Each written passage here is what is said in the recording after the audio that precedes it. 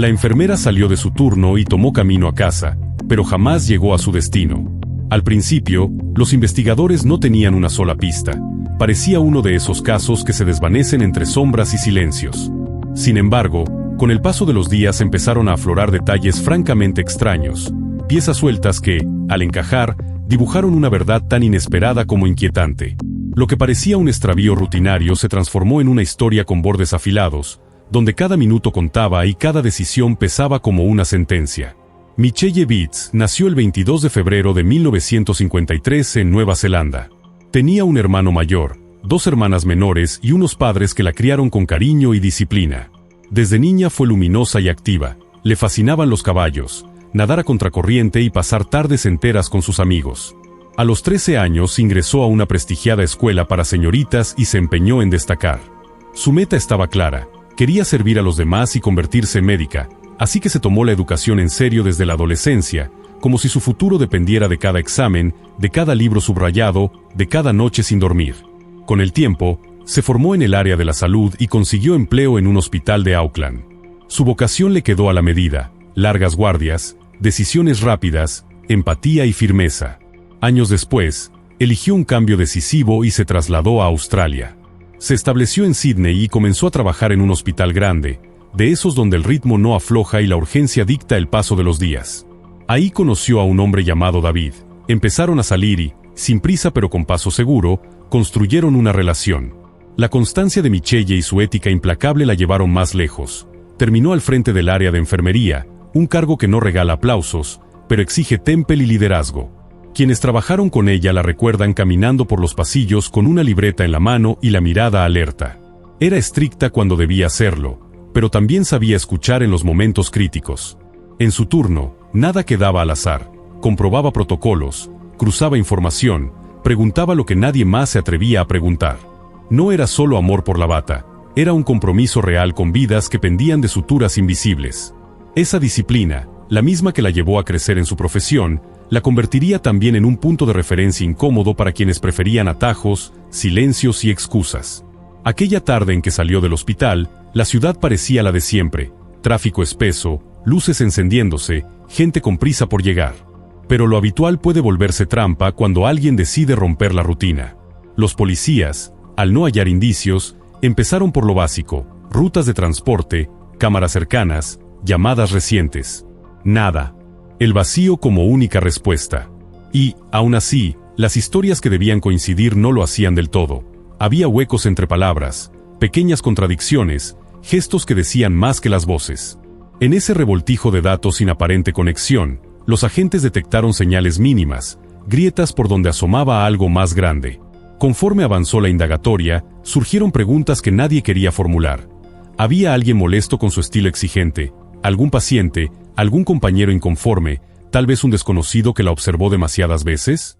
Michelle había sido una profesional intachable, pero la excelencia también deja sombras. En un sistema agrietado, la honestidad puede volverse peligrosa. Los investigadores entendieron que, para desentrañar su camino de regreso a casa, tendrían que revisar no solo la calle por donde anduvo, sino las decisiones que tomó y a quienes afectaron. Ahí, entre expedientes, horarios y testimonios tensos, empezaron a atar los nudos que faltaban. En Sydney, su relación con David aportaba calma a su vida frenética. Cenas tardías, conversaciones cortas entre turnos, promesas de un viaje que siempre se posponía por las guardias. Aún así, ella no negociaba su vocación. Cuando había que quedarse, se quedaba. Cuando había que cuidar, cuidaba. Ese equilibrio precario entre lo personal y lo profesional hacía de Michelle una mujer tan admirable como vulnerable. Porque la rutina, que debería proteger, a veces exhibe.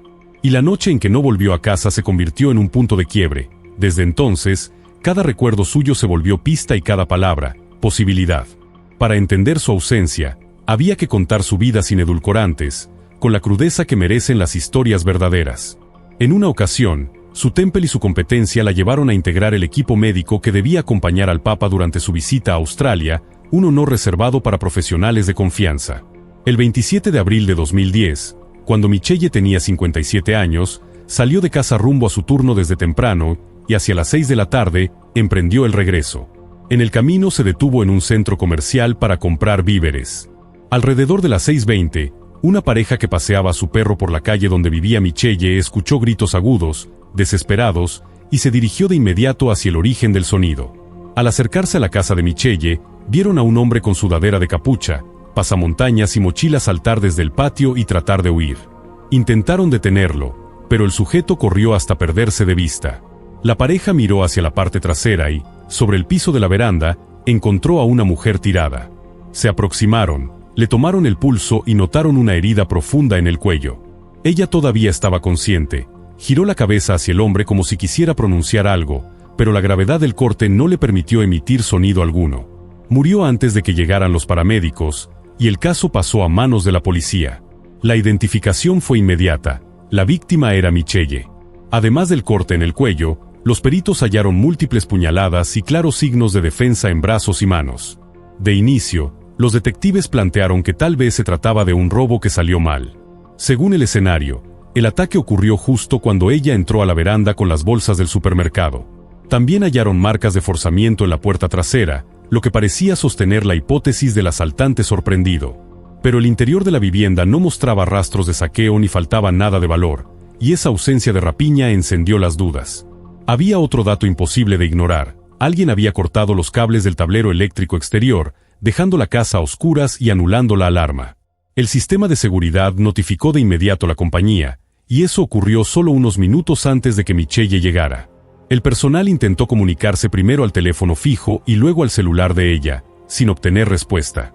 Acto seguido, llamaron a David, quien dijo estar a pocos minutos de la casa y se dirigió a verificar. Cuando llegó, ya había patrullas y ambulancias. Al saber que Michelle había sido asesinada, se desvaneció. Por la ferocidad del ataque, los investigadores sospecharon un móvil personal, y como dicta el protocolo, empezaron por revisar a David. Además, él dijo, la escena imponía una lógica fría: el corte de energía, el cálculo del tiempo, la ausencia de robo y la violencia desmedida hablaban de alguien que conocía la rutina de Michelle y estaba dispuesto a todo para silenciarla. No era el caos torpe de un ratero nervioso, era una emboscada. Los agentes reconstruyeron minuto a minuto el trayecto desde el hospital, revisaron cámaras del centro comercial y cotejaron horarios con llamadas y registros del sistema de alarma.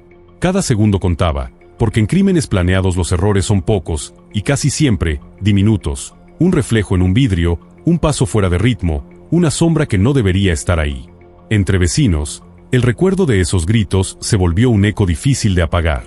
La pareja del perro describió la carrera del encapuchado, la mochila rebotando contra su espalda, el modo en que volteó apenas un instante antes de perderse en la penumbra de la calle. Para los investigadores, ese parpadeo de duda podía esconder un rostro conocido o simplemente el instinto de quien confirma que no lo siguen. Con la casa sin luz, el atacante había apostado por el sigilo, forzar una entrada como señuelo, apagar la alarma y esperar el momento exacto en que la puerta se abriera y las bolsas impidieran cualquier defensa eficaz. Pero Michelle peleó, y sus heridas de defensa lo gritaban sin voz. A los empleados de la empresa de seguridad, David les dijo que estaba cerca de la casa. Sin embargo, los investigadores confirmaron pronto que, en el momento del ataque, él se hallaba en otro sitio y no presentaba rastro alguno de sangre. Con ese dato y una coartada sólida, lo sacaron de la lista de sospechosos y se enfocaron en nuevas pistas. La escena era casi estéril, prácticamente no había evidencias físicas. Lo único reseñable eran unas huellas recientes, pero borrosas, que partían desde la vivienda y se perdían rumbo a la calle contigua. Coincidía con lo narrado por los testigos. El agresor escapó hacia ese flanco, así que la policía empezó a recolectar y solicitar grabaciones de cientos de cámaras a lo largo de ese corredor y más allá. La noticia del asesinato se propagó por la ciudad y cimbró al vecindario. Se trataba de una zona acomodada, con índices bajísimos de delito. Ni siquiera los robos menores eran comunes. Que alguien hubiera atacado con tanta hazaña en un sitio así descolocó a todos. La falta de huellas claras llevó a los detectives a contemplar un perfil inquietante: o no era su primera vez, o el autor tenía entrenamiento en fuerzas del orden u otra institución con disciplina operativa. También barajaron que había estudiado la rutina de Michelle, cortó los cables del tablero que alimentaban la casa, lo que dejó inactiva la iluminación con sensor de movimiento en la veranda. Con la tarde cayendo, la penumbra jugó a su favor. A oscuras, pudo agazaparse junto a la puerta y esperar el instante exacto. Mientras un equipo analizaba cuadro por cuadro el circuito cerrado, otros detectives entrevistaron amigos y colegas de Michelle. Personal del hospital recordó incidentes previos con pacientes que habían hostigado a enfermeras, pero esa línea no arrojó vínculos. También supieron que tiempo atrás Michelle había despedido a un empleado por robar fármacos potentes del almacén, y tampoco hubo avance. No obstante, en pasillos y oficinas se repetía el mismo nombre. Varias voces hablaron de un hombre llamado Walter, cuyo comportamiento, decían, resultaba francamente extraño. Era estadounidense, había llegado a Australia con visa de trabajo y consiguió empleo como enfermero. Michelle era su jefa y, de hecho, fue quien firmó su carta de invitación laboral. Meses antes del crimen, Michelle decidió no renovarle el contrato. Le llovían quejas. Varias enfermeras denunciaron conductas inapropiadas y el clima a su alrededor se había vuelto áspero. En general, el personal le tenía miedo. Era explosivo, de mecha corta, impredecible. Para los investigadores, aquel retrato encajaba con el tipo de agresor que planea, acecha y golpea con violencia desproporcionada cuando siente herido su orgullo o amenazada su permanencia. Al hilo de esos testimonios, el nombre de Walter dejó de ser un rumor para transformarse en una pista prioritaria. En paralelo, la reconstrucción técnica del ataque delineó un guión milimétrico: cortar la energía, anular la alarma, usar la oscuridad como cómplice y forzar discretamente una puerta para sembrar la falsa idea de un robo. Las huellas difusas, lejos de ser un descuido, parecían producto de un calzado pensado para no dejar dibujo claro, y el tiempo medido, apenas minutos antes de que Michelle llegara, sugería vigilancia previa. Ese nivel de cálculo no es común en un ladrón improvisado. Pertenece a alguien que se ha tomado el trabajo de observar, aprender horarios y anticipar reacciones. Cuando los agentes volvieron a escuchar a los testigos, repararon en un detalle: la mochila del encapuchado. En casos semejantes, suele ocultar más que instrumentos. Puede contener ropa para cambiarse y desaparecer sin levantar sospechas entre peatones ordinarios. Los compañeros de Michelle, al recordar discusiones pasadas, aportaron matices que dieron combustible a la hipótesis. No eran simples roces laborales. Había enfrentamientos por protocolos, advertencias formales y límites que ella se negó a ceder. Su liderazgo, exigente y recto, era capaz de salvar vidas, pero también de chocar con quienes veían la autoridad como un desafío personal. Esa mezcla, una mujer influyente que había decidido frenar la trayectoria de un subordinado conflictivo, construyó un posible móvil: rencor, humillación, revancha. Con cada declaración, la línea entre sospecha y probabilidad se hacía más delgada, y la pregunta ya no era si Walter podía ser violento, sino hasta dónde estaba dispuesto a llegar. Michelle incluso pidió a un colega que permaneciera con ella en el despacho cuando le comunicó a Walter su despido. Temía, con razón, su reacción. Y no era todo. Después de separarlo del cargo, les contó a varios compañeros que lo había visto merodeando cerca de su casa en más de una ocasión, algo que la dejó genuinamente asustada. Para los detectives, aquello sugería vigilancia previa al crimen. Además, descubrieron que Walter había sido infante de marina en Estados Unidos y contaba con un entrenamiento considerable. Cuando la policía fue a entrevistarlo, él negó cualquier implicación.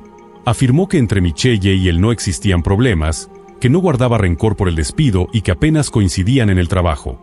Esa versión chocó con la memoria colectiva del hospital. Varios empleados aseguraron que se veían prácticamente todos los días y que la relación estaba cargada de tensión. Walter insistió en que no tenía motivo para estar molesto porque su principal preocupación, la visa, permanecía vigente aún después del despido, lo que le permitió seguir viviendo legalmente en Australia. Sobre la tarde del asesinato, dijo que alrededor de las 7 de la noche se encontró con su esposa en la estación y regresaron juntos a casa. Sostuvo que no se acercó al domicilio de la víctima y que, cuando la atacaron, él estaba en otro lugar. Con una orden judicial, los agentes catearon su vivienda, pero no hallaron indicios materiales que lo incriminaran. A pesar de ello, siguió como principal sospechoso. Lo único que faltaba era una prueba. Poco después del homicidio, Walter ingresó precisamente al hospital del que había sido despedido. Sufrió un episodio médico y el personal, los mismos colegas de Michelle, tuvo que atenderlo, una escena incómoda que no pasó desapercibida. Mientras tanto, los investigadores continuaron peinando cientos de horas de grabaciones. Fue entonces cuando dieron con un avance. En las cámaras de un centro comercial a menos de 1 kilómetro de la casa de la víctima, apareció un hombre muy parecido a Walter apenas 10 minutos después del asesinato. En las imágenes se le ve arrojando una mochila a un contenedor de basura y alejándose con prisa, una secuencia breve pero elocuente. Llamado de nuevo a declarar, Walter no se inmutó al ver el video. Reconoció que era él y explicó que había pasado por el centro comercial para hacer unos mandados. Sobre la mochila, dijo que llevaba tiempo pensando en tirarla y que, al ver el contenedor, simplemente se deshizo de ella. La policía no se conformó con esa explicación. Envió equipos a distintos vertederos y plantas de transferencia a donde podían haber trasladado la basura recolectada en esa zona, con la esperanza de encontrar el bolso y cualquier objeto que hubiera dentro. Era una carrera contra el reloj. Con cada hora, la probabilidad de recuperar evidencia útil se desvanecía entre toneladas de desperdicios. Imaginemos por un momento la ruta mental de un agresor que se sabe observado, el cálculo del minuto exacto, la elección de un contenedor ajeno a su barrio, la seguridad de que el flujo de basura lo tragará todo. Si Walter era ese hombre, su sangre fría se medía no solo en la ejecución del ataque, sino en la logística del después. Quitarse el peso, literal y simbólico, caminar como cualquiera, confundirse entre bolsas y recibos. Pero en esa aparente normalidad también se esconden errores, cámaras superpuestas, rutas de recolección con horarios fijos, guantes que no evitan fibras, cierres que atrapan partículas microscópicas capaces de sobrevivir a la oscuridad de un camión. En el hospital, los testimonios que dibujaban a Walter como un trabajador irascible cobraron un nuevo matiz. No era solo mal carácter, eran estallidos, silencios cargados, miradas que buscaban confrontación y un historial de advertencias que Michelle había documentado con rigor. Su decisión de no renovarle el contrato no fue un capricho, fue un límite impuesto para proteger al equipo y a los pacientes. Si él percibió ese límite como una humillación, el resentimiento pudo fermentar en silencio. Y el silencio, cuando encuentra un plan, se vuelve peligroso. En ese cruce entre orgullo herido y oportunidad, los detectives veían el contorno de un motivo que empezaba a encajar con el método. La búsqueda del bolso en basureros y vertederos de toda la ciudad no arrojó nada. Pese a lo sospechoso de cada pieza, los detectives seguían sin una sola prueba material que los empujara al arresto. Pasaron semanas de rastreos, oficios y entrevistas estériles, como si el agresor hubiera caminado sobre el filo exacto que borra sus huellas. Pero, 3 semanas después del asesinato, el tablero cambió de forma inesperada. Samantha, la esposa de Walter, ofreció testificar en su contracambio de inmunidad total. Dijo que él odiaba a Michelle por no renovarle el contrato y porque, según creía, ella había dado malas referencias que le cerraron otras puertas. Samantha relató que Walter hablaba de venganza con una mezcla de rencor y obsesión. Primero, contó un plan supuestamente inofensivo: disfrazarse de mormón, tocar a la puerta de la casa y, sin decir palabra, entregarle un folleto religioso para asustarla. Después, el discurso se volvió inquietante. Aseguró que trabajaba para una organización secreta con base en Irlanda y que por fin le habían otorgado permiso para matar, incluso con una suma de dinero como recompensa. En las semanas previas, aseguró ella, Walter vigiló a Michelle, estudió sus rutas y llamó más de 30 veces desde teléfonos públicos para precisar la hora a la que regresaba a casa. No se conformó con espiarla. La esposa dijo que le ensayaba con ella, incluso delante de sus hermanos, movimientos de cuchillo en los que insistía en el corte de garganta, una técnica silenciosa de eliminación que, afirmaba, había aprendido en los marines. Por si fuera poco, cada mañana, apenas despertaba, y cada noche antes de dormir, tomaba su cuchillo y lo contemplaba en silencio, como si se tratara de un ritual. Días antes del crimen, compró en una tienda de segunda mano un juego completo de ropa y un par de guantes, todo pagado en efectivo para no dejar rastro bancario. El día del asesinato, sí se encontró con su esposa, pero no en la estación, fue en el mismo centro comercial donde arrojó la mochila. Cuando Samantha intentó besarlo, él la apartó con frialdad. Dijo que no lo tocara, que estaba sucio, y después, a medida que la ciudad volvía a su rutina, una tensión subterránea corría por los pasillos del hospital y las calles tranquilas del barrio. El fracaso en hallar la mochila se convirtió en metáfora de un enemigo sin rostro que parecía saber exactamente qué cámaras esquivar y qué callejones tomar. Los agentes repasaban los mapas de recolección de basura, comparaban horarios de camiones, llamaban a operarios por nombre y turno, convencidos de que la verdad podía estar adherida a un forro, a un botón, a una fibra. Pero el vacío persistía. En ese silencio, la oferta de Samantha no sonó a traición, sonó a salvavidas. Para los investigadores, la voz de Samantha no traía solo datos, traía el pulso de una casa que se había vuelto peligrosa. Describía cenas apagadas, miradas que evitaban el contacto, una rutina marcada por el brillo del acero al amanecer. Contó el miedo de abrir un cajón y encontrar el cuchillo colocado con una precisión casi ceremonial, el miedo de escuchar planes que cambiaban de lo excéntrico a lo mortal. Su decisión de pedir inmunidad no fue liviana, implicaba romper un pacto íntimo para impedir que el crimen quedara impune.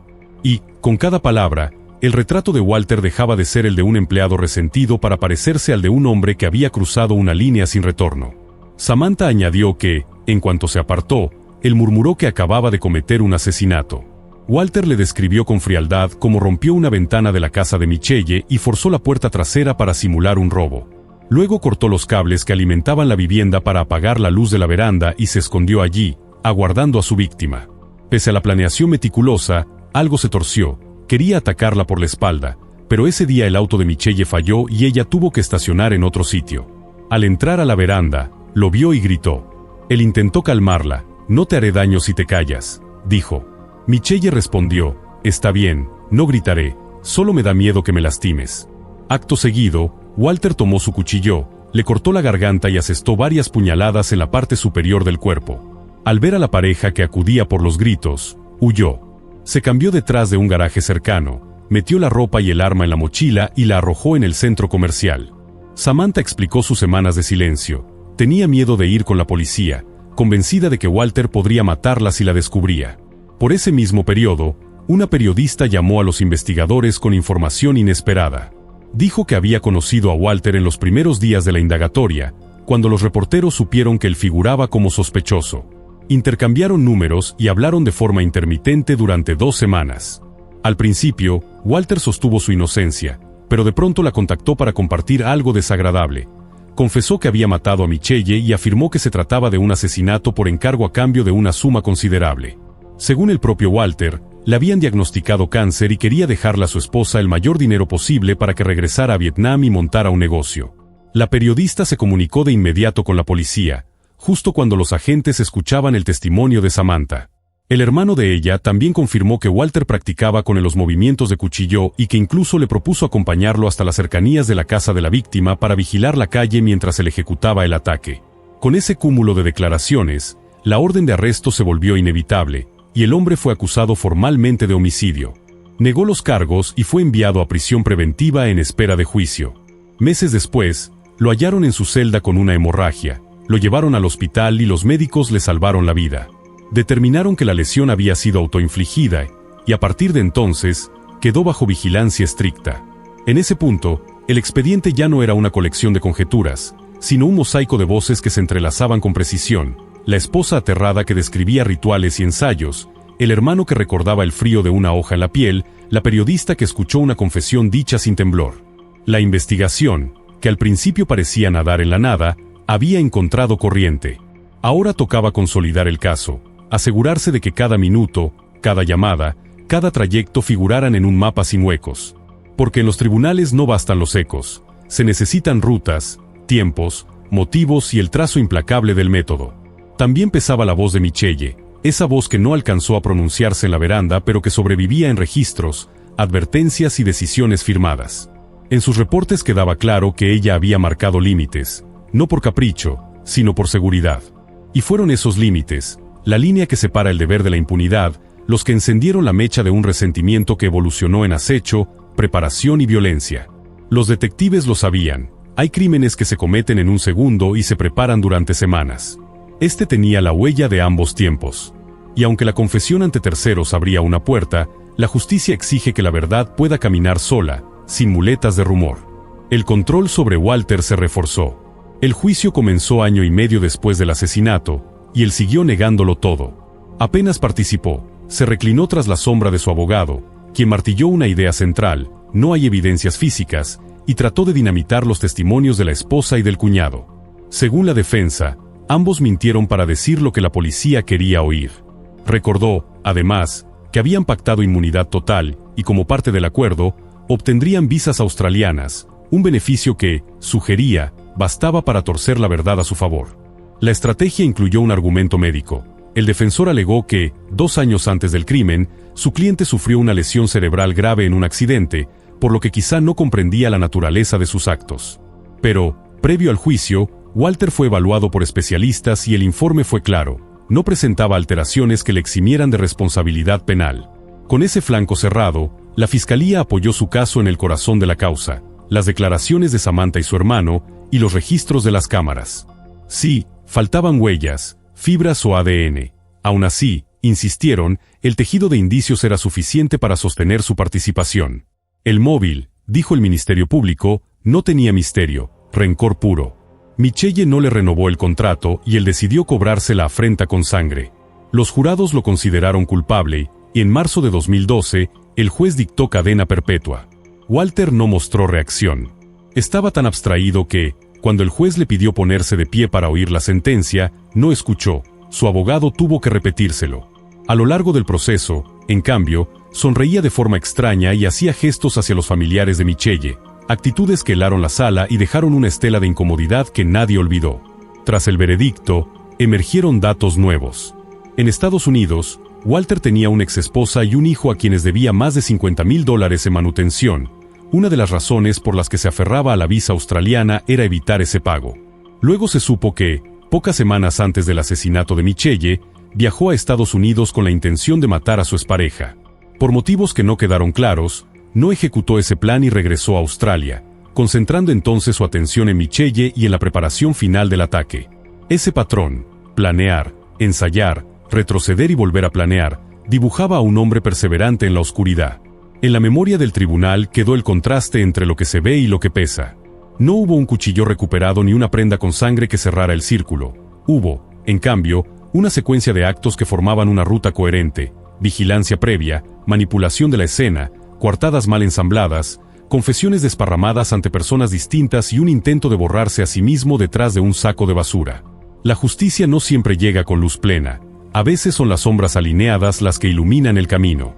Y aquí, las sombras señalaban en una sola dirección. Para la familia de Michelle, la sentencia no fue alivio, sino un marco, el reconocimiento de una verdad que ya sabían y la imposibilidad de abrazar lo que perdieron. La mujer que había dedicado su vida a cuidar a otros, que encendía pasillos con su disciplina y su carácter firme, quedó anclada a una fecha, a una veranda, a unos minutos en los que todo se decide. En esa certeza cabe una lección amarga: el peligro no solo habita en callejones, también germina en resentimientos que nadie ve, en rutinas que confían demasiado, en profesionales que, por hacer lo correcto, se cruzan con la furia de quienes no soportan límites. Las declaraciones extravagantes sobre una supuesta organización secreta irlandesa no resistieron el menor escrutinio. Los investigadores no hallaron prueba alguna que las respaldara. Lo mismo ocurrió con su alegato de tener cáncer. No existía una sola constancia médica que acreditara ese diagnóstico. En 2015, Walter trató de impugnar la sentencia alegando que la fiscalía no debió mencionar su entrenamiento militar durante el juicio, pero el Tribunal de Apelaciones rechazó su argumento.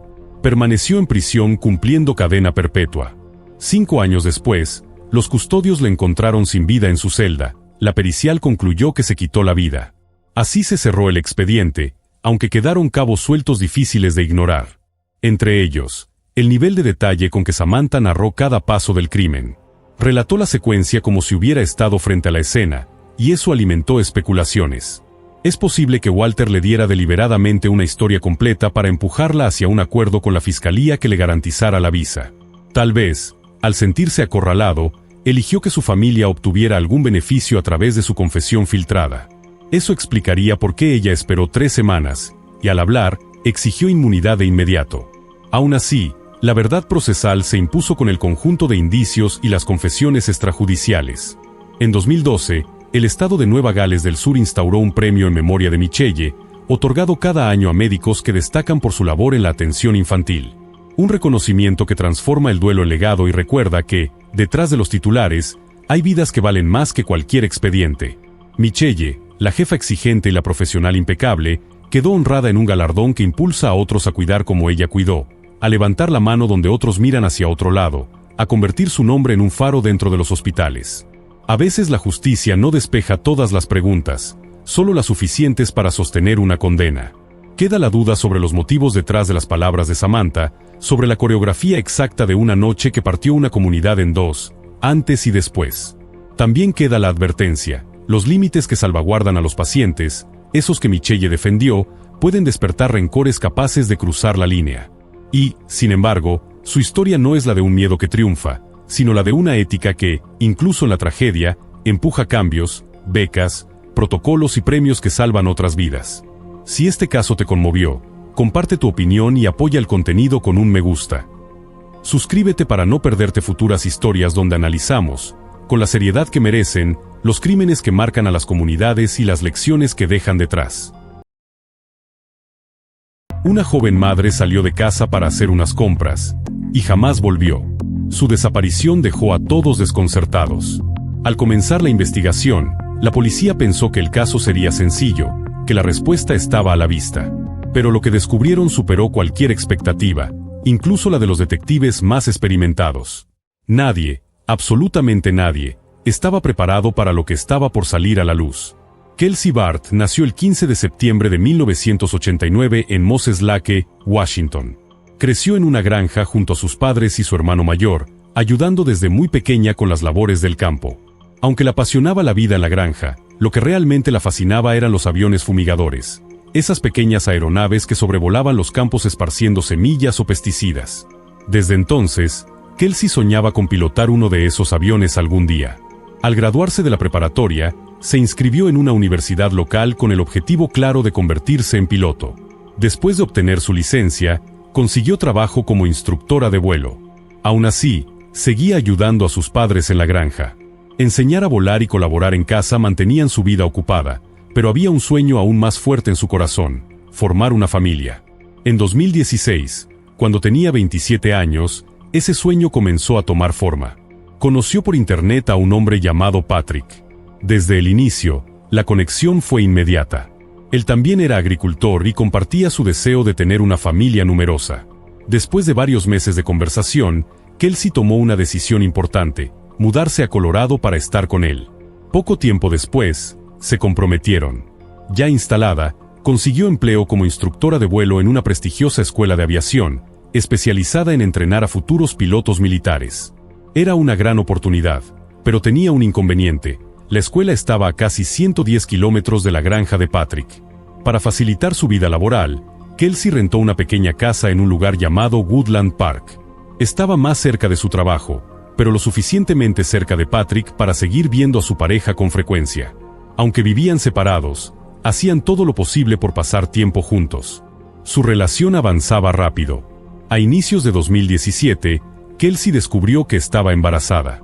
Meses después, nació su pequeña hija. Todo indicaba que el sueño de Kelsey finalmente se estaba haciendo realidad. Sin embargo, poco después del nacimiento de su hija, la relación con Patrick empezó a deteriorarse.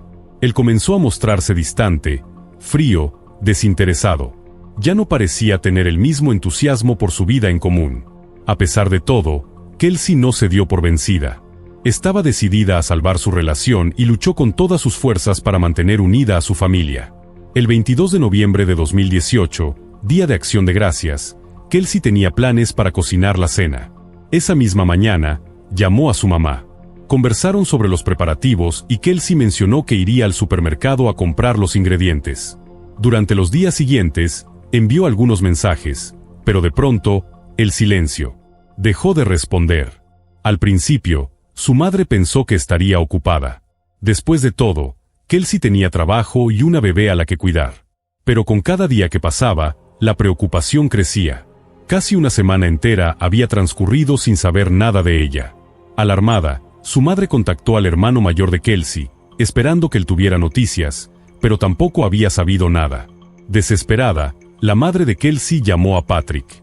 Quizá él podía dar una explicación, pero lo que dijo solo hizo que todo se volviera más confuso. Afirmó que él y Kelsey habían terminado, en el mismísimo Día de Acción de Gracias. Según Patrick, ella había decidido terminar la relación y tomarse un tiempo para sí misma. Aseguró que ese día, Kelsey dejó a su hija con él, recogió algunas pertenencias, y se fue. Desde entonces, no había vuelto a saber nada de ella. La madre de Kelsey no creyó una sola palabra. No podía imaginar a su hija abandonando a su bebé sin ni siquiera una llamada.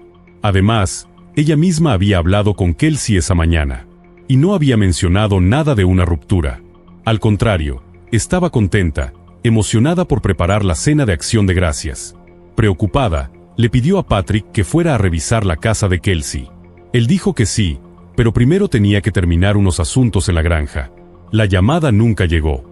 Patrick jamás se presentó. Fue entonces cuando la madre de Kelsey decidió contactar a la policía. Relató todo lo ocurrido, y un oficial fue enviado a revisar la casa.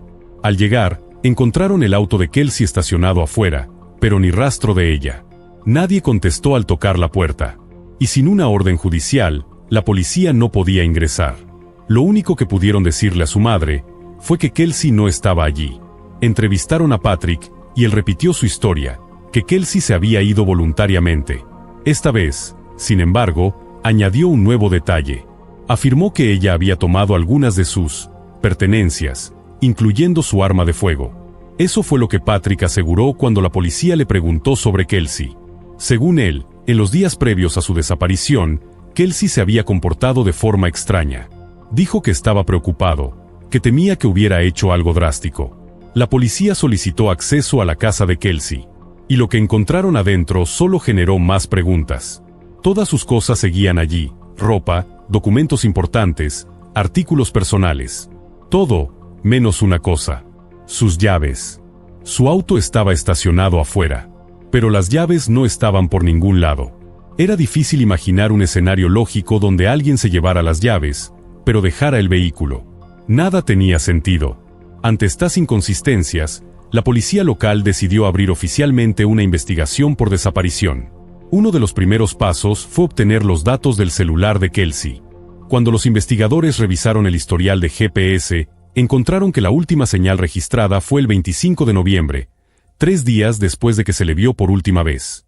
Y lo más desconcertante fue el lugar de esa señal: un pequeño pueblo llamado Gooding, en Idaho, a más de 1.300 kilómetros de distancia. El dato desconcertó a todos. La familia de Kelsey confirmó que ella no conocía a nadie en Gooding. No tenía amigos, ni parientes, ni razones para ir ahí. Simplemente, no tenía sentido.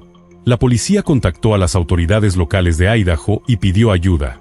Se realizaron búsquedas por todo el pueblo, pero no había ni rastro de Kelsey. En un lugar tan pequeño, una cara nueva habría llamado la atención, pero nadie la había visto. Era como si nunca hubiera estado ahí. Fue entonces cuando los detectives decidieron volver a lo básico. Revisaron las grabaciones de seguridad del supermercado al que Kelsey había ido el día de Acción de Gracias. Ahí estaba ella, comprando con total normalidad. No mostraba señales de estar alterada, ni parecía preocupada. Recorrió los pasillos, escogió sus ingredientes, incluso compró una flor antes de salir del establecimiento.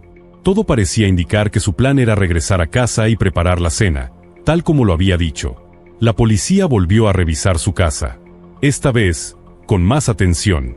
Pero, una vez más, nada. Ninguna pista nueva. Los días seguían pasando sin avances, y ante la falta de respuestas, la madre y el hermano de Kelsey volaron a Colorado. Se hospedaron en la casa de ella y, desde el primer momento, la madre sintió algo extraño. Un presentimiento. No sabía qué era, pero algo no estaba bien. Días después, el hermano mayor de Kelsey fue al baño. Mientras lo usaba, notó algo rojo en el interior del inodoro. Se inclinó para mirar más de cerca, y se dio cuenta de lo que era. Parecía sangre. Llamó de inmediato a la policía. Los análisis lo confirmaron: era sangre humana. Ese fue solo el principio. Los investigadores ya habían registrado la casa una vez. Pero aquella revisión había sido superficial. Esta vez, decidieron hacer una búsqueda forense más exhaustiva. Usaron luminol, una sustancia química que revela rastros de sangre incluso si han sido limpiados meticulosamente. Lo que encontraron fue aterrador. Rociaron luminol en el baño, y la escena se iluminó como si fuera una pesadilla. Había sangre en todas partes, en las paredes, en el piso, en las juntas de los azulejos. Todo había sido limpiado, sí, pero no lo suficiente como para ocultarlo del luminol. La escena se repitió en la sala. Grandes manchas revelaron un intento cuidadoso, casi obsesivo, por borrar la evidencia. Era evidente, alguien había tratado de ocultar un crimen violento. Las muestras fueron enviadas al laboratorio. Y el resultado confirmó lo peor: la sangre pertenecía a Kelsey. Pero eso no fue todo. Entre las pruebas recolectadas, los forenses identificaron 2 perfiles genéticos adicionales. Uno masculino y uno femenino. En ese momento, los detectives ya no tenían dudas. Kelsey muy probablemente estaba muerta. La prioridad ahora era identificar a las otras 2 personas que habían estado en su casa. Patrick, por supuesto, se convirtió en el principal sospechoso. Desde el principio su historia había sido sospechosa. Pero ahora, con pruebas de sangre, con rastros de limpieza, y con la certeza de que Kelsey no se había ido por su cuenta, las sospechas sobre él crecieron de forma exponencial. Los investigadores accedieron al celular de Patrick. Revisaron sus mensajes y llamadas. Descubrieron que él había estado enviando mensajes a Kelsey hasta el 25 de noviembre, la fecha en que su teléfono emitió su última señal. Los mensajes hablaban del rompimiento, pero nada realmente relevante. Aún así, los detectives ya tenían otra teoría. Estaban convencidos de que Kelsey había sido asesinada el mismo 22 de noviembre, el Día de Acción de Gracias. Pero si eso era cierto, ¿quién había estado usando su celular durante los días siguientes? La idea era aterradora. Alguien, tal vez el asesino, había estado manipulando el teléfono para simular que Kelsey seguía viva. Fue entonces cuando los detectives notaron algo peculiar. Patrick había estado llamando constantemente a un número con la hada de Gooding, tanto antes como después de la desaparición de Kelsey. Rastrearon el número. Pertenecía a una mujer llamada Crystal. Los investigadores la contactaron y le preguntaron cómo conocía a Patrick. Crystal respondió con frialdad. Dijo que ellos eran, en esencia, socios. Eso fue lo que dijo Crystal, que ella y Patrick eran socios, que juntos eran dueños de varios caballos. Al preguntarle cuándo había sido la última vez que lo vio, al principio dudó. Dijo que no lo recordaba con claridad.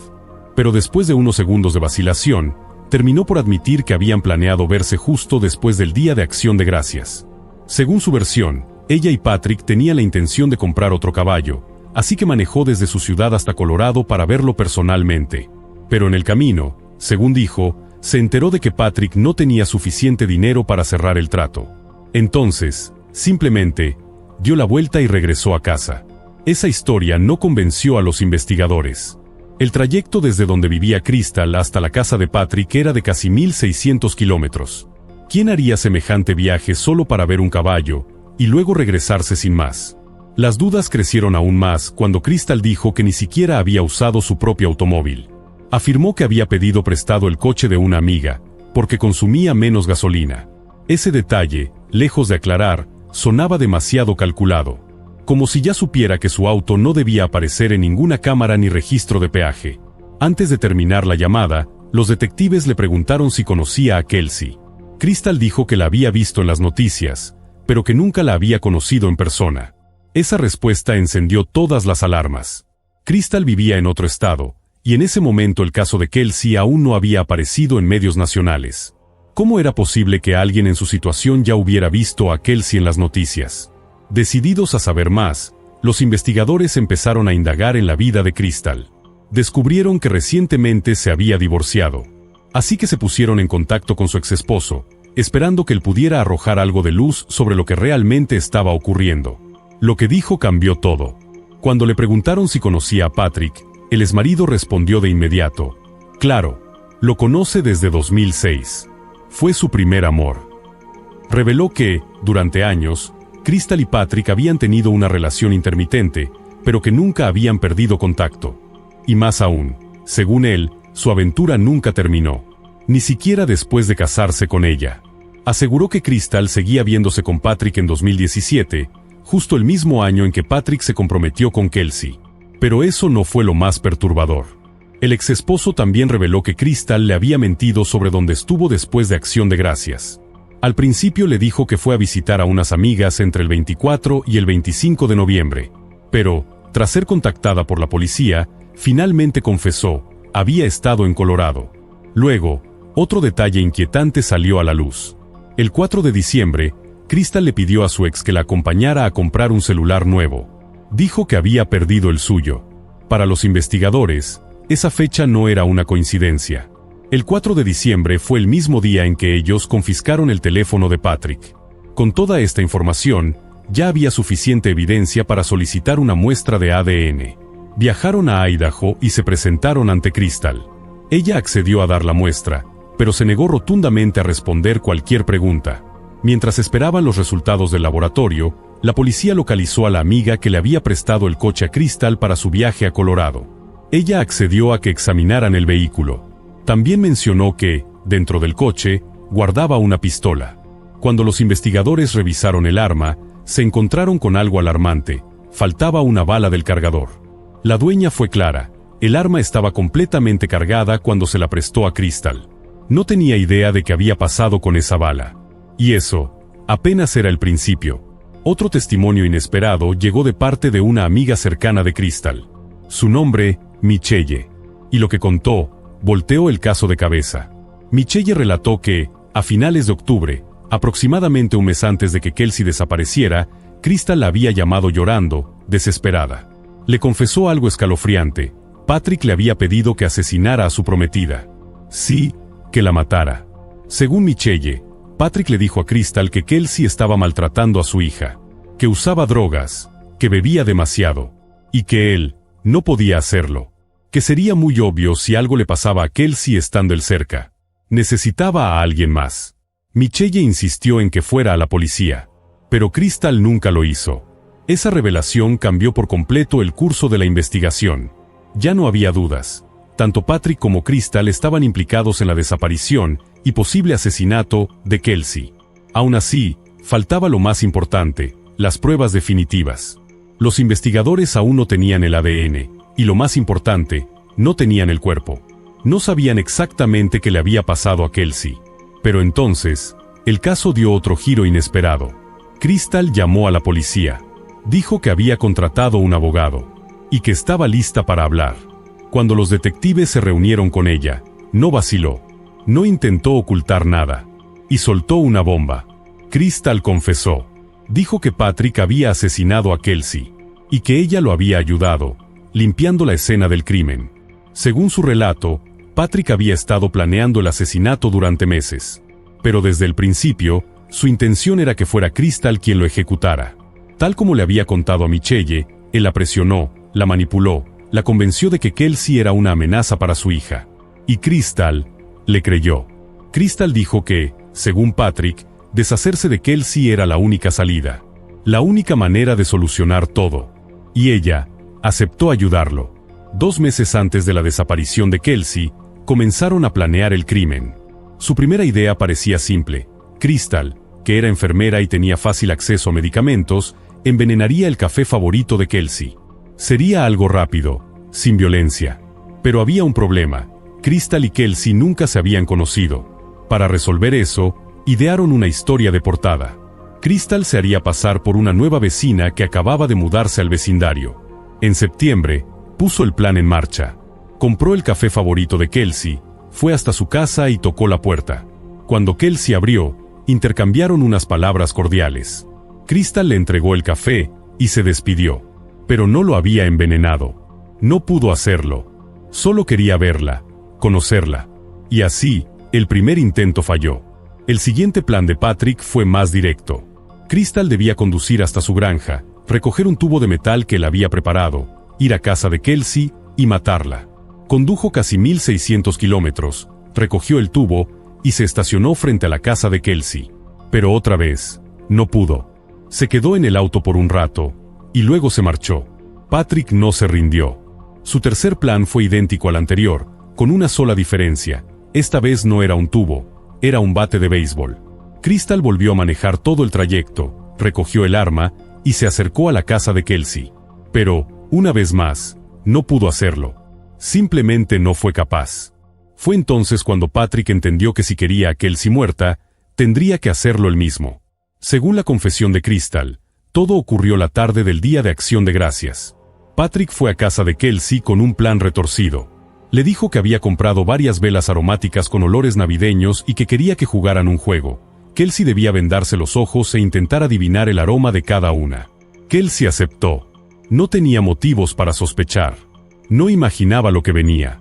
En cuanto Patrick le cubrió los ojos con la venda, tomó el bate de béisbol y la mató. Lo más aterrador de todo es que su pequeña hija, de apenas 1 año, estaba en la habitación de al lado. Presenció, sin saberlo, el asesinato de su madre. Después, Patrick metió el cuerpo de Kelsey en un gran contenedor de plástico y lo cargó en la cajuela de su auto. Luego, como si nada hubiera pasado, recogió a su hija y condujo hacia la casa de su familia para la cena de Acción de Gracias. Mientras los demás reían, comían y brindaban alrededor de la mesa, el cuerpo de Kelsey yacía a pocos metros, escondido en su auto. Terminada la cena, Patrick se dirigió a un pueblo llamado Creek. Había rentado un granero ahí, y dejó el cuerpo de Kelsey escondido durante varios días. Esa misma noche llamó a Crystal. Le dijo que tenía que venir, que había que limpiar el desastre. No hacía falta decir más. Crystal entendió perfectamente. Kelsey estaba muerta. Intentando cubrir sus huellas, Crystal pidió prestado nuevamente el auto de su amiga. Creyó que eso podría despistar a la policía si alguna vez investigaban su ruta. Juntó productos de limpieza industrial y se puso en camino a Colorado. Mientras conducía, Patrick la volvió a llamar. Esta vez tenía una petición específica, que tuviera mucho cuidado, porque no encontraba uno de los dientes de Kelsey. No quería que apareciera por accidente, mucho menos frente a su familia. Cuando Crystal entró a la casa de Kelsey, lo que vio la dejó helada. Sangre en todas partes. Paredes, piso, incluso el techo. Pasó más de 4 horas limpiando. Usó todo tipo de químicos, pero algunas manchas simplemente no desaparecían. Juntó todo lo que había tocado sangre, trapos, toallas, esponjas, y los metió en bolsas de basura que cargó a su auto. Y cuando terminó, se fue a un café, a comer algo, como si nada hubiera pasado. Después se reunió con Patrick. Pararon en una gasolinera donde él llenó un bidón con gasolina. Luego fueron al granero, sacaron el cuerpo de Kelsey y lo llevaron a la granja de Patrick. Ahí, construyeron una fogata y la quemaron. Mientras las llamas consumían los restos de Kelsey, la madre de Patrick salió de la casa. Se quedó observando. Nadie sabe si entendió realmente lo que estaba ocurriendo. Antes de que Crystal se marchara de regreso a su hogar, Patrick le entregó el celular de Kelsey. Durante los días siguientes, ella contestó mensajes de sus amigos y familiares, fingiendo que Kelsey seguía viva. Hasta que finalmente, destruyó el teléfono. La última conexión de Kelsey con el mundo desapareció. A pesar de haber participado en el encubrimiento de un asesinato atroz, Crystal insistió en que no lo hizo por voluntad propia. Aseguró que había actuado por miedo. Dijo que Patrick la había amenazado, que si no cooperaba, él mataría a sus hijos. O a ella. Antes de terminar su confesión, Crystal dijo algo más. Que, en realidad, había intentado ayudar a su manera. Confesó que, durante la limpieza, dejó intencionalmente algunas manchas de sangre, para que la policía pudiera encontrar la verdad. Crystal dijo que había dejado intencionalmente rastros de sangre, esperando que los investigadores los encontraran. Pero los detectives eran escépticos. Muy escépticos. Tenía muchas oportunidades para ir a la policía. Pudo haberlo hecho antes del asesinato. Pudo haber impedido que Patrick ejecutara el crimen. Pero no lo hizo. No solo lo permitió, estuvo dispuesta a hacerlo ella misma en al menos 3 ocasiones distintas. Y después, cuando Patrick finalmente mató a Kelsey, tampoco habló. La ayudó a encubrir el crimen. Limpió la escena, ocultó el cuerpo, y engañó a los seres queridos de Kelsey fingiendo que todo estaba bien. La verdad es que su confesión no fue producto de la culpa, ni de la conciencia. Fue una estrategia legal. Su abogado le recomendó que cooperara a cambio de un trato con la fiscalía. Un acuerdo que eliminaría todos los cargos, excepto uno: manipulación de pruebas por destruir el teléfono de Kelsey. A pesar de su confesión detallada, la policía necesitaba evidencia física sólida para llevar el caso a juicio. Ya habían registrado la granja de Patrick una vez, pero no encontraron nada. Esta vez, con la ayuda de Crystal, regresaron. Ella los llevó directamente al lugar exacto donde habían quemado el cuerpo de Kelsey. Patrick se había asegurado de cubrirlo todo con cuidado. Los investigadores tuvieron que excavar entre capas de tierra y cenizas.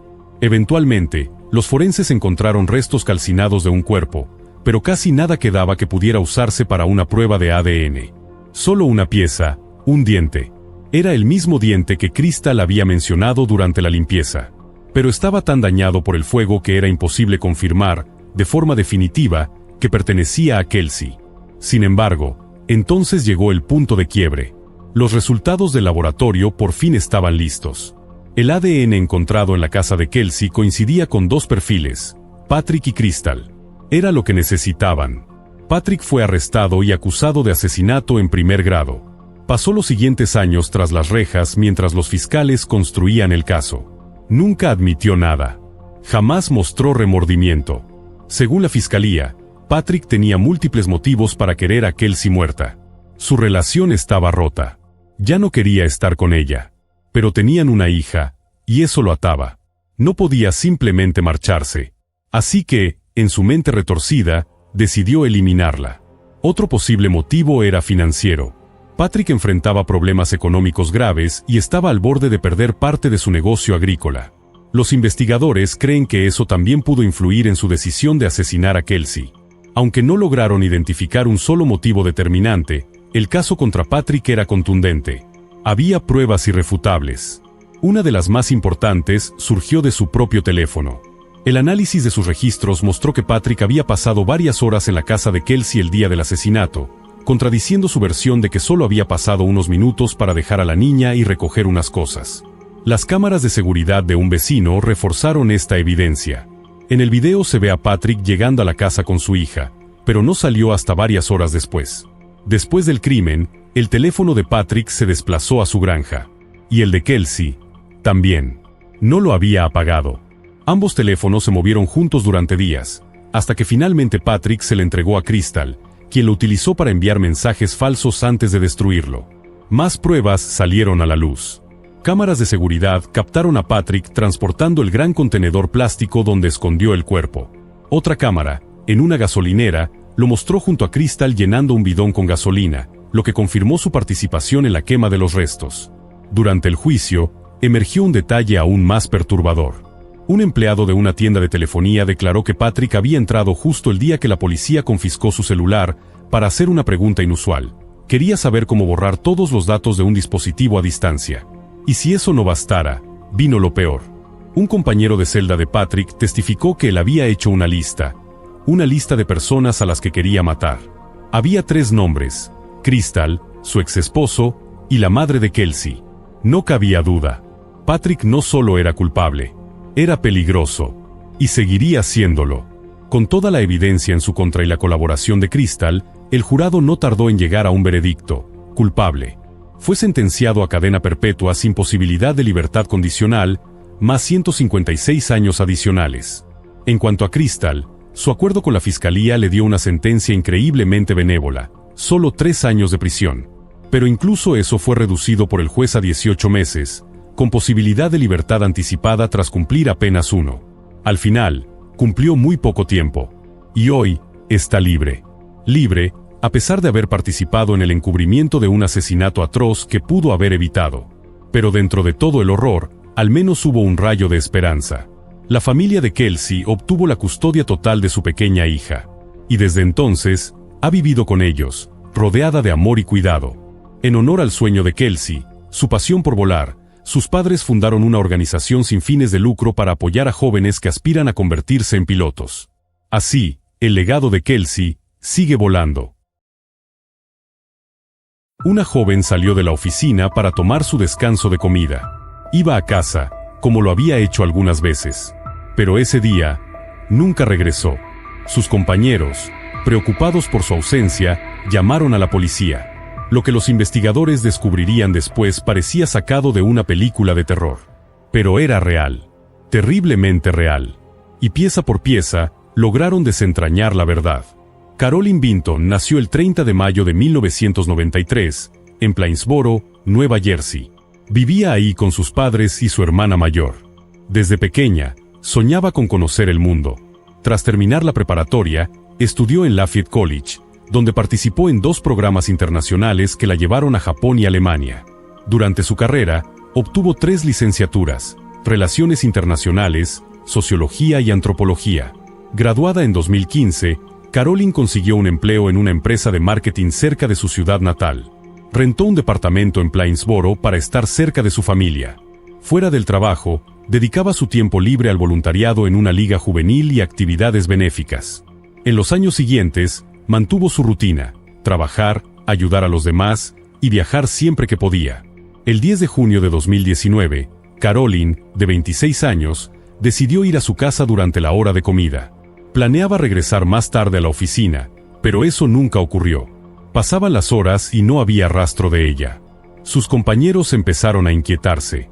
Le llamaron, pero nunca contestó. Algo no cuadraba.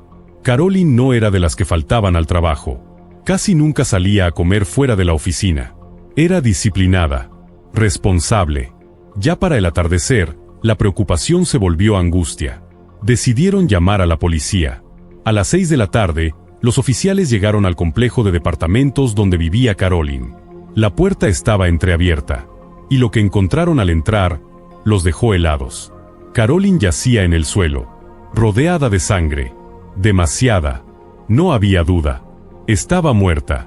Mientras el médico forense comenzaba con el análisis del cuerpo, los investigadores se pusieron en marcha. Buscaron pruebas, hablaron con los vecinos. Uno de ellos mencionó haber escuchado gritos cerca del mediodía, seguidos de ruidos extraños en el departamento de Caroline, como si alguien estuviera moviendo muebles. Pero nadie vio a personas ajenas al lugar. El edificio no contaba con cámaras de seguridad. Dentro del departamento, las pistas eran escasas. Todo indicaba que el asesino había intentado limpiar la escena con cloro. Probablemente, los ruidos que el vecino escuchó fueron precisamente eso, el asesino tratando de borrar su rastro. Mientras los detectives buscaban grabaciones de cámaras en edificios cercanos y seguían otras líneas de investigación, el forense concluyó la autopsia. Caroline había recibido múltiples golpes en la cabeza, probablemente con los puños. Pero eso no fue todo. También fue apuñalada varias veces en el cuello, con unas tijeras y un desarmador. No hubo signos de abuso sexual. Nada había sido robado. Pero un detalle llamó la atención. Las tijeras y el desarmador provenían del propio departamento de Caroline. Ese hecho descartaba las dos motivaciones más comunes, el robo y la agresión sexual. Esto era algo más personal, más íntimo. La brutalidad del ataque confirmaba esa hipótesis. Quien lo hizo, no solo quería matar. Estaba lleno de furia. La policía entrevistó a familiares y amigos. Nadie podía imaginar que alguien quisiera hacerle daño. Todos la describían como amable, tranquila, sin enemigos.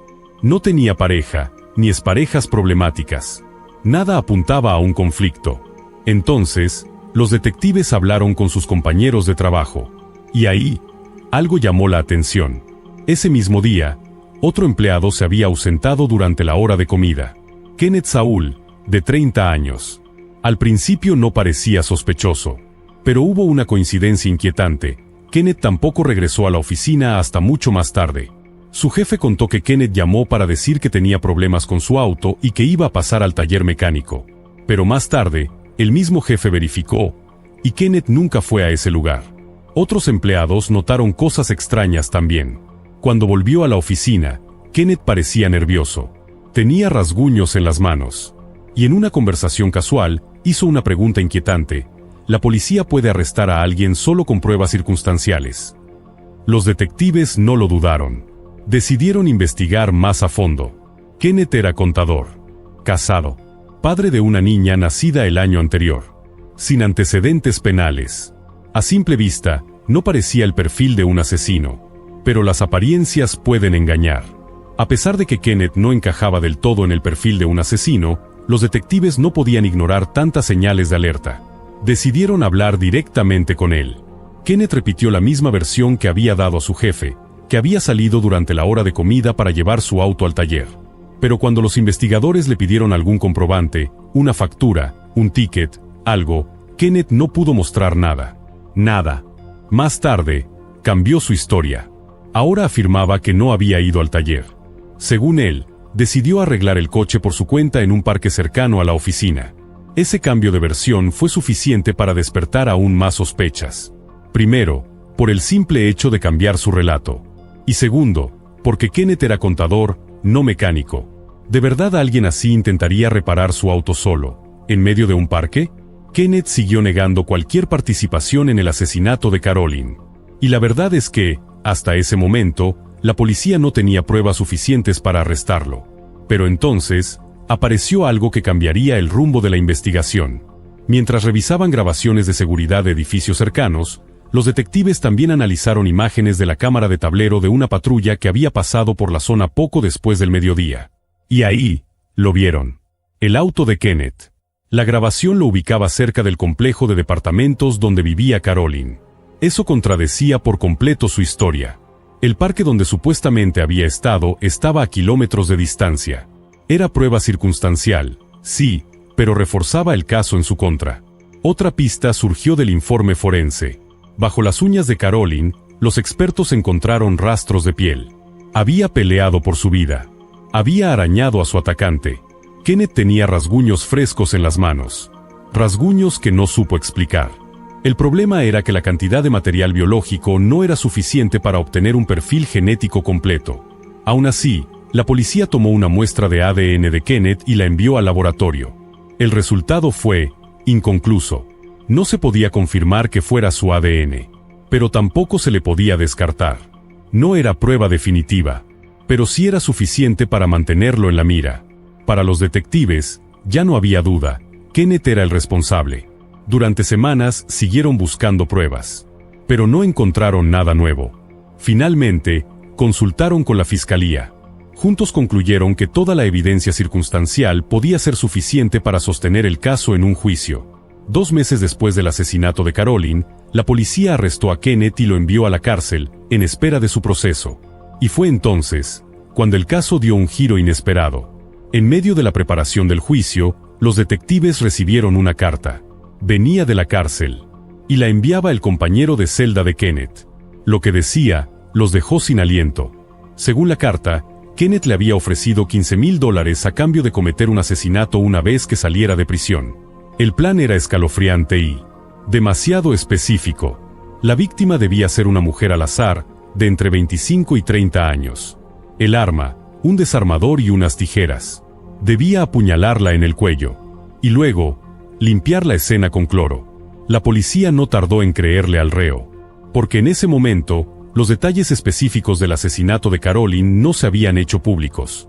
Solo el asesino podía saber con precisión qué armas se usaron y cómo se limpió la escena.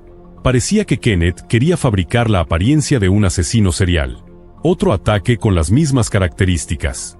Y como él ya estaba tras las rejas cuando ocurriera el segundo crimen, pensaba que la policía lo descartaría como sospechoso. Pero eso no fue todo.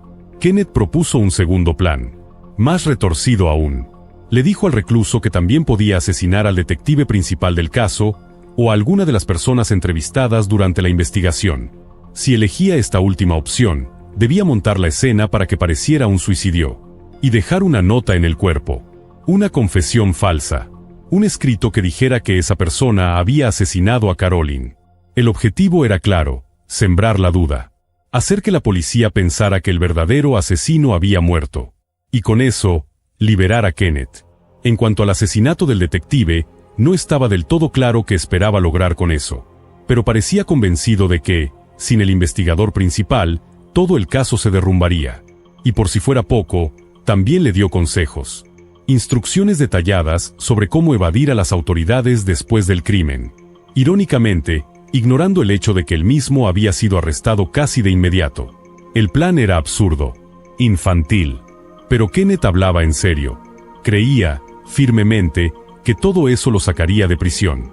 Con esta información en mano, la policía le pidió al recluso que usara un micrófono oculto y que volviera a hablar del plan con Kenneth. El recluso aceptó colaborar. Poco tiempo después, los detectives ya tenían a Kenneth grabado, hablando con naturalidad sobre la planeación de múltiples asesinatos. Ese mismo día, el personal del penal registró la celda de Kenneth. Lo que encontraron fue estremecedor, varias notas escritas a mano, confesando el asesinato de Carolyn. Su plan era dejar esas notas junto al cuerpo de la supuesta víctima que su compañero de celda debía matar. Así, todo encajaría con la narrativa que Kenneth intentaba construir. Él mismo las había escrito, pensando que nadie se molestaría en comparar la letra. Con eso, no solo entregó más evidencia que lo vinculaba directamente con el crimen de Carolyn, sino que también se ganó nuevos cargos por conspiración para cometer asesinato. Y aún así, con todo lo perturbador que se había revelado, había una pregunta que seguía sin respuesta. ¿Por qué? ¿Por qué Kenneth había matado a Carolyn? Pasaron los años. Kenneth permanecía tras las rejas. Y en noviembre de 2022, 3 años después de su arresto, los fiscales tomaron una decisión difícil. A pesar de toda la evidencia circunstancial, aún no tenían una prueba física concluyente, ni una huella, ni un perfil de ADN completo que lo colocara de forma irrefutable en la escena del crimen. Ir a juicio era arriesgado. Así que decidieron ofrecerle un trato. Si Kenneth aceptaba declararse culpable, recibiría una sentencia reducida. Y él aceptó. Fue entonces cuando confesó todo. Dijo que había comenzado a trabajar en la empresa en 2016, 3 años antes del asesinato. Ahí conoció a Carolyn. Y con el tiempo, empezó a sentir algo por ella. Algo más que simple atracción. A pesar de estar casado, desarrolló sentimientos románticos. Pero Carolyn no estaba interesada.